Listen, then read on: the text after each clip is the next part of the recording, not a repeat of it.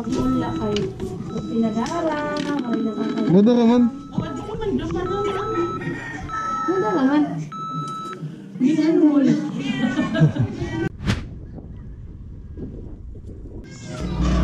Hi guys, bali for today's video ay magre-repair tayo ng piso wifi dito sa mga unit na na-deploy namin or nabili sa amin. Bali ang mga piso wifi pala na gamit namin ay MikroTik based. So ang kanyang system ay Wi-Fi, yung free na system na Wi-Fi by Sir Ivan. So itong vendor na to ay magsi 6 months na. Tapos tumawag yung may-ari na hindi daw gumagana or hindi tumatanggap ng coins.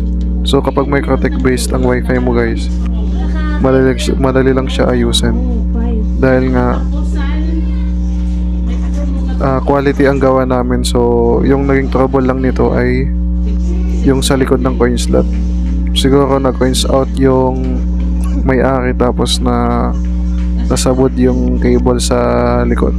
So ayun, kailangan lang i-push tapos okay na. So yun lang kasimple guys. Ang ganitong piso wifi pala ay maintenance free. So kailangan lang magdahan-dahan kapag may kukuning pira sa loob or mag-coins out. So yung ibang mga piso wifi ko guys umabot na ng 2 to 3 years at hindi pa kami nagpapalit ng coin slot. Nakukuhan mong kami ang pwede, kami card. Ako mag-all. Tinarong ko kalagin. Matas na kayo na sinunod.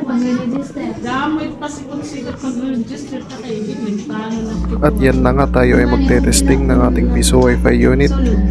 So konting push lang doon sa may coin slot, yung coin slot cable or dopant wire sa may coin slot, tapos gagana na siya. So ganun lang mag-trouble ng MikroTik based piso wifi. So ito guys, testingin natin. Try natin maghulog ng barya. So ito na guys. So makikita nyo guys sa cellphone ko, no? Yan ay piso wifi na Wi-Fi ang gamit. MikroTik based Wi-Fi. Pero registered na kita. So pwede kayo sa akin mag-order or mag-PM sa aking Facebook page para sa mga ganitong piso wifi unit.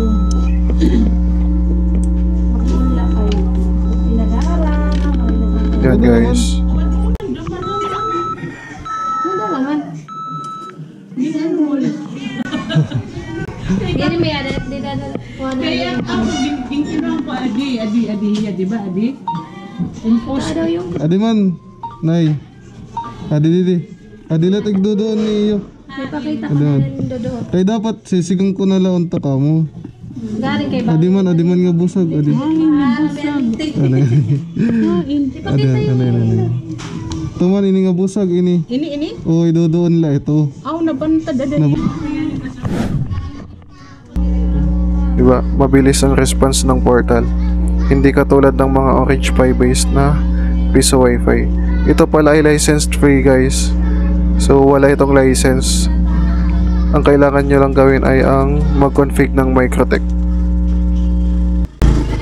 Kaya sa bilang na panilot ako na, inolig na kay makulit pagkakangat sa eskwelahan. Sige, ante. Salamat. Okay pa. Diretso kami nga di. Diretso kami nga di kay para maayos dayon. Sinabay.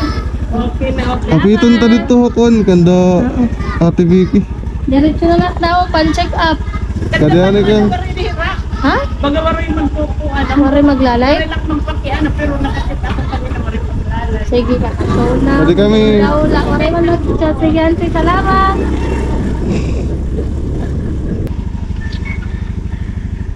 Anong nakumusta? Paruman. So dito naman sa isang piso wifi na unit pa rin namin, bali nakikita namin sa Telegram na aming monitoring na wala nang naghuhulog or wala nang update sa piso wifi na ito dito guys. Bali sinabay na namin. Ay nakitaan ko January pa last. Oh, tuman. Ala, dahil likuran. tungtungin Okay ito. kaya ating rapor.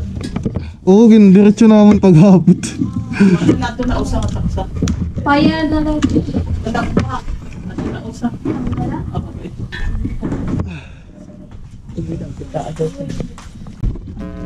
Ito pala ang problem number 2 natin dito sa Piso Wi-Fi na ito guys. Bale, sa signal niya sa access point ay hindi nakaka-connect. Bale, hindi nakaka-connect yung mga users dito sa kanyang access point. So, ang ginawa ko ay since wala pang pampalit ng adapter or ng access point ang may-ari, bale, ang ginamit ko na access point muna dito ay ang indoor ng Hoplite. So far, so good naman siya.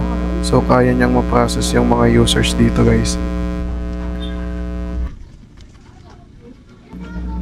Kailangan nga pala natin ng laptop dito sa pag-access sa kanyang Winbox para ma-enable, ma-show natin yung access point dito. Yung access point ng Microtech Hoplite.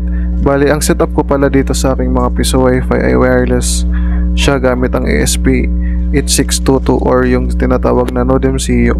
Bali, wireless yung connection ng Hoplite at saka ng CoinSlite. So ngayon ang mga users ay dito muna ko connect sa kanyang indoor at subok ko naman siya guys. So okay naman. So pagkatapos ma-enable natin or ma-show yung SSID ng indoor ng Hoplite, so itest na natin siya guys. Bali, temporary lang muna ito.